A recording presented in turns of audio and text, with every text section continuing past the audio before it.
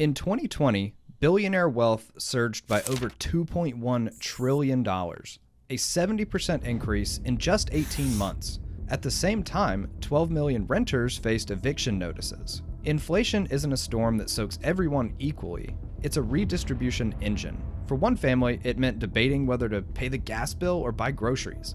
For another, it meant watching their portfolio swell by millions overnight.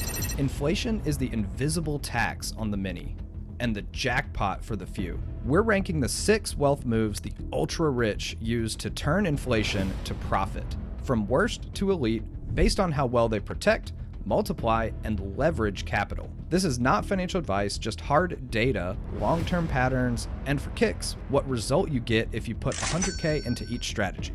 To lay the groundwork for how these tools of the ultra-rich work, have you ever heard of the Cantillon effect? Well, if you've ever heard the saying, the rich get richer and the poor get poorer, you pretty much get the gist. When new money is created, it enters the economy through banks, government contracts, and investment firms. Those closest to the faucet, those investors, banks, and corporations, get rich. Everyone else gets soaked. This is the secret formula of inflation. It's not about how much money you make, it's about what you own and what you owe. That's why F tier starts off with wage-only income, otherwise known as the illusion of security.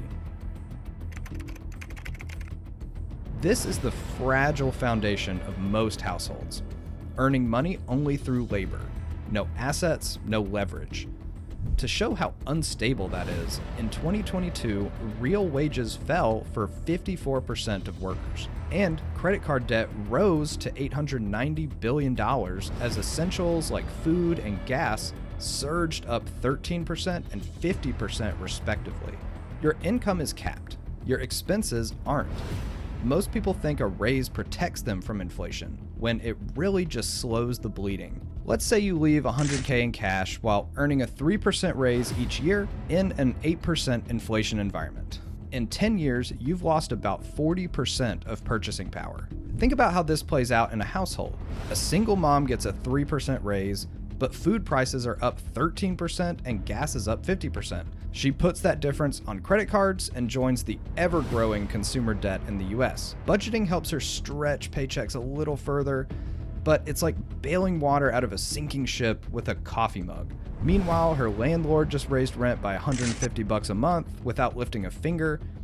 That's the brutal truth of F and D tier strategies. You're playing defense in a game that demands offense. The first rule of inflation wealth building is you can't save your way through it. The next tier shows why shrinking your lifestyle still won't cut it. When inflation spikes, most people try cutting subscriptions, delaying purchases, and overall just trying to out-budget a macro trend. Even high-yield savings account at 4 or 5% barely keep pace with core inflation.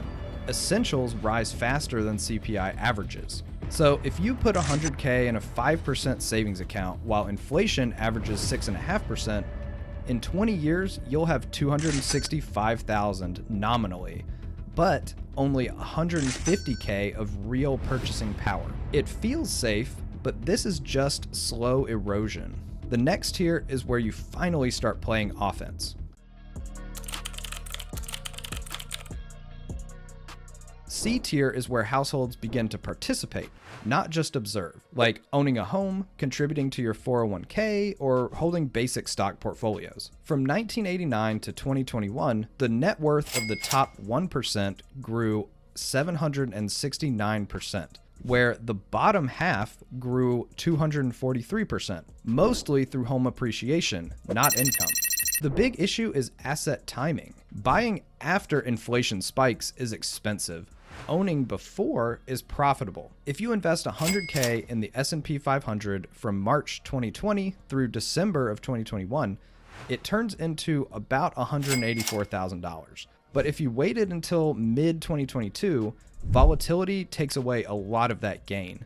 Owning assets does work, but you have to actually own them, and most households don't. The top 10% of Americans own nearly 90% of all stocks. So when markets rip higher, it's their net worth that multiplies. And then again in the bottom half, the modest gains are coming mostly from home appreciation, not active investments. That's why C tier feels uneven. Yeah, your 401k grows over decades, but unless you're already inside the asset owning class, you're riding coach while the wealthy are flying private. Now you've got offense. Next, we build defense with upside.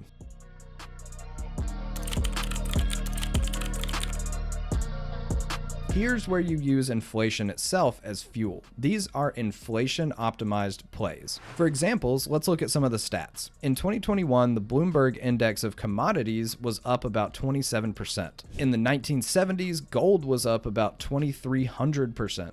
In 2022, the Knight Frank Luxury Index showed art and collectibles up 16%. And of course, you can't forget about crypto, which Paul Tudor Jones, a billionaire hedge fund manager, called Bitcoin the fastest horse in the race. If you diversify 100K between gold, oil futures, blue chip art, and Bitcoin during a high money printing environment, you could see 140 or 160K in 24 months, but with brutal volatility risk. The upside is hedges often run counter to increasing money supply, but they risk stalling out when the Fed tightens policy or when markets de-risk. These are tactical tools, not long-term engines. Step into a billionaire family office during an inflation spike. They don't panic over groceries or rent, they rotate capital. One team buys energy futures, another places art at Sotheby's, a crypto desk moves millions into Bitcoin. All of it's designed to sidestep a weakening dollar. That's why in 2021, we saw all those alternatives up a good percentage. While the average family is saving it all in cash for a rainy day, the ultra rich are parking wealth in tangible hedges, and that difference is why B tier separates households from dynasties. The next tier is where you stop being a price taker and start being a price maker.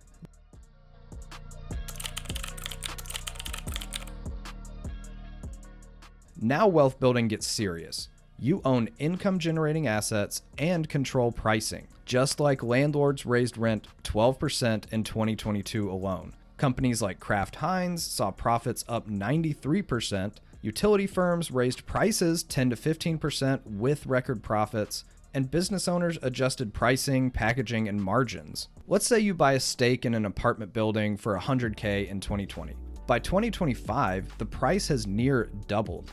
Depreciation still lets you write off the losses, which erases your taxable income. Your cash grows while taxes vanish. Economists call it greedflation, when corporations raise prices far beyond their own rising costs simply because they can. Between 2019 and 2022, corporate markups accounted for 40% of total US inflation, which is why we see those crazy stats from companies like Kraft Heinz and many, many others. Inflation is punishing if you're the customer, but if you're the producer, it's lucrative. A tier is where the math flips. Instead of absorbing higher costs, you pass them on and even expand your margins while others tighten their belts. And next, in the highest tier, you're not just playing the game anymore, you are writing the rules.